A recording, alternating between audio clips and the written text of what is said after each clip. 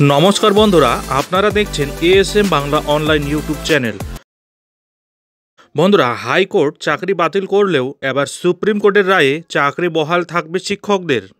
হ্যাঁ বন্ধুরা, একদমই ঠিক শুনেছেন। সম্পূর্ণ বিষয়টি আলোচনা করব এই ভিডিওর মাধ্যমে, তাই ভিডিওটি স্কিপ না করে শুরু থেকে শেষ পর্যন্ত অবশ্যই দেখুন এবং চ্যানেলে নতুন হলে চ্যানেলটিকে সাবস্ক্রাইব করে বেল আইকনটি বাজিয়ে অল নোটিফিকেশন অন করে দিন।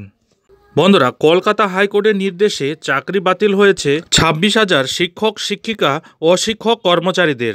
কলকাতা হাইকোর্টের ডিভিশন বেঞ্চের এই চাকরি বাতিলের নির্দেশকে এবার চ্যালেঞ্জ জানিয়ে সুপ্রিম কোর্টের দ্বারস্থ হল স্কুল সার্ভিস কমিশন। বন্ধুরা, পশ্চিমবঙ্গের মতো টাকার বিনিময়ে শিক্ষকের চাকরি পাওয়ার ঘটনা দেশের অনেক রাজ্যেই আরও ঘটেছে।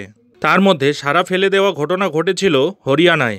সেখানে শিক্ষক দুর্নীতির মামলায় জেল হয় মুখ্যমন্ত্রী ওম প্রকাশ চৌতালার। তার বিরুদ্ধেই শিক্ষকদের থেকে টাকা নিয়ে চাকরি দেওয়ার অভিযোগ উঠেছিল। নিয়োগ দুর্নীতির সেই মামলায় 10 বছর জেল খেটেছে জামিনে মুক্ত প্রাক্তন মুখ্যমন্ত্রী চৌতালা ও তার পুত্র।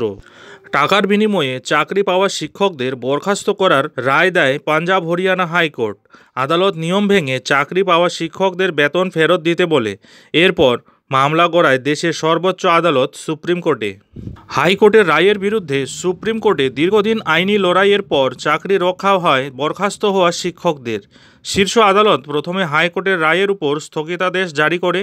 পরে শীর্ষ আদালতে শিক্ষকদের তরফে বলা হয় তারা পরিস্থিতির শিকার হয়েছেন, তাদের যোগ্যতা নিয়ে কোনো প্রশ্ন হাইকোর্ট তোলেনি, ফলে তাদের চাকরিতে বহাল রাখা হোক। যদিও এই ঘটনাটি পশ্চিমবঙ্গের নয়, এই ঘটনাটি ঘটেছিল হরিয়ানায় 2000 সালে। হরিয়ানার মুখ্যমন্ত্রী তখন ছিলেন ওম প্রকাশ চৌতালা। অভিযোগ ছিল তার নির্দেশেই শিক্ষা দপ্তর মেরিট লিস্ট বদলে দিয়েছিল। এরপর সিবিআই তদন্ত শুরু করে দেয়। শেষ পর্যন্ত মুখ্যমন্ত্রীর যোগ থাকার অভিযোগ প্রমাণিত হয়। 10 বছর জেল খেটে জামিনে মুক্ত প্রাক্তন মুখ্যমন্ত্রী চৌতালা ও তার পুত্র।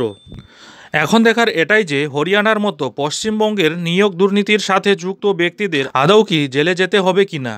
এই ব্যাপারে আপনাদের মূল্যবান বক্তব্য অবশ্যই কমেন্ট বক্সে কমেন্ট করে জানাতে ভুলবেন না। যাই হোক বন্ধুরা, এখন এ পর্যন্তই। এই ধরনের নিয়োগ দুর্নীতি সংক্রান্ত গুরুত্বপূর্ণ আপডেট প্রতিনিয়ত পেতে অবশ্যই চ্যানেলে চোখ রাখুন।